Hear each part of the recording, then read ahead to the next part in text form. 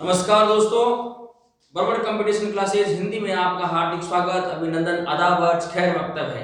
आज मैं फिर से नए तथ्य के साथ उपस्थित हुआ हूँ। नया तथ्य, अपना टॉपिक चल रहा था सिद्ध साहित्य। सिद्ध साहित्य में मैं लुइपा को लेके आया हूँ। हमने सरहप्पा को पढ़ा, सरहप्पा के शिष्य शबरपा को पढ़ा और अब शबरपा के शिष्य लुइपा के बारे में चर्चा करने जा रहे हैं। सिद्ध साहित्य में तो बहुत ही महत्वपूर्ण है। हर बार परीक्षाओं में इनके सवाल आते हैं। कंपटीशन एग्जाम और ग्रेजुएशन लेवल और पीजी लेवल में भी सिद्ध साहित्य है।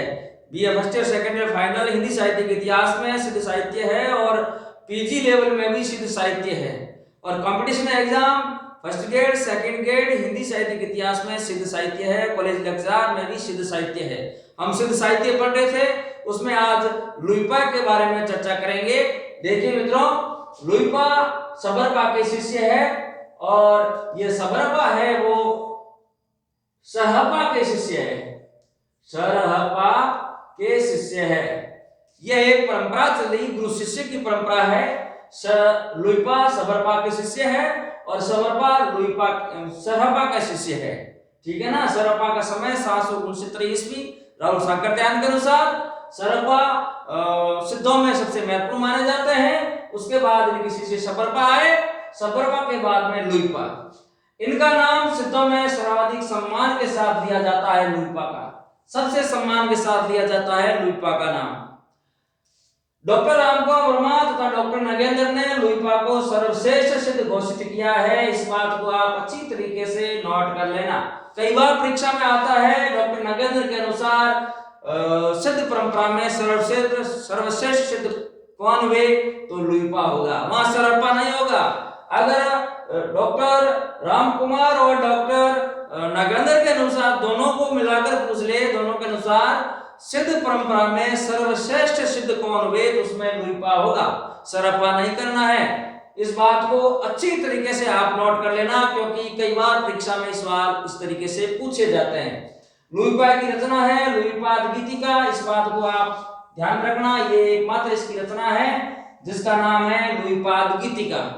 लुइपाद गीतिका है और सरहप्पा के हैं चर्या गीत और इनके हैं चर्या पद। इनका एक दोहा है जो कई बार परीक्षा में पूछा जाता है। जैसे मैंने सरहप्पा का एक दोहा बताया जो कई बार परीक्षा में पूछा जाता है, उसी प्रकार इनका भी एक दोहा है जो प्रकृति से संबंधित है और सरहप्पा का भी दोहा प्रकृति से संबंधित था। तो दोहा है, कहा तलवर पंच बिडाल चंचल चीर पै ढोकाल।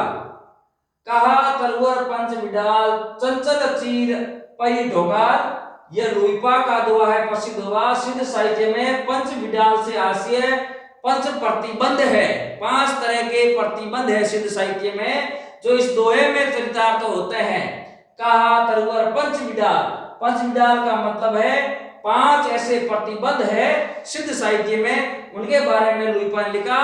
वो 5 है, देखिए 5 प्रतिबंध है, आलस्य, हिंसा, काम और चिकित्सा, मोह। ये 5 ऐसे प्रतिबंध है जिसको पंच बिडाल नाम से जाना जाता है सिद्ध साहित्य में, जो लुइपा ने लिखा है। लुइपा के दोहों में ये 5 बिडाल हमें मिलते हैं। 5 बिडाल, 5 प्रतिबंध, जो 5 प्रतिबंधों के बारे में मैंने बताया आपको, आलस्य, हिंसा, काम, चिकित्सा और मोह। दोहा कोश जो सरहप्पा की रचना है, सभी को पता है दोहा कोश सरहप्पा की रचना है। और जो भक्ति काल में दोहा चौपाई शैली चली है, वो दोहा चौपाई शैली आज वर्तमान में अपन पढ़ रहे हैं, वो दोहा कोश की ही उपज है।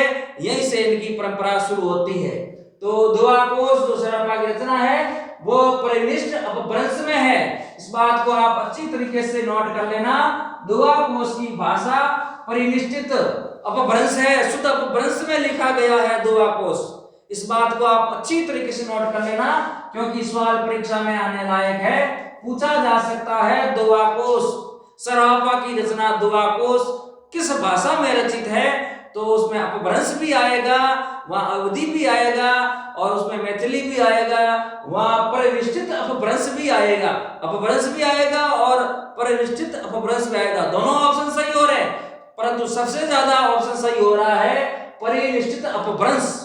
क्योंकि यह शुद्ध अपभ्रंश में लिखी गई रचना है दोहा कोश, जबकि चर्या पदों की रचना अवहट में हुई है। सरहपा ने जो चर्या पद लिखा है वो अवहट भाषा में लिखा है। इसको भी आप इंपॉर्टेंट है, इसको भी आप नोट कर लेना।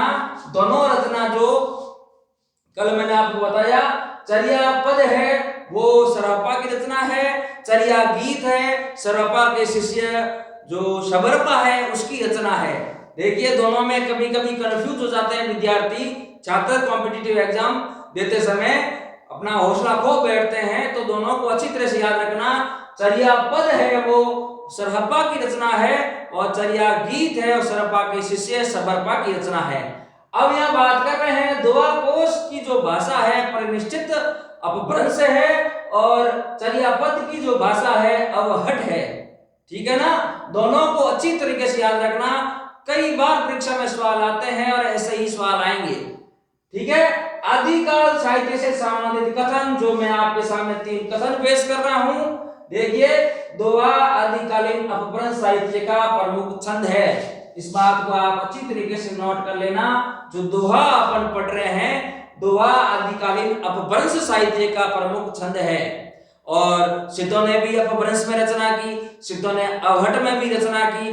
जो दोहा है वो अपभ्रंश भाषा का एक प्रमुख छंद माना गया आदिकाल में। उसके बाद में आदिकाल बौद्ध सिद्धों ने दोहा कोश के साथ साथ चर्या पदों की भी रचना की। ठीक है ना, आदिकाल के बौद्ध सिद्धों ने दोहा कोश तो लिखा ही है, दोहा लिखा वो दोहा कोश कहलाया।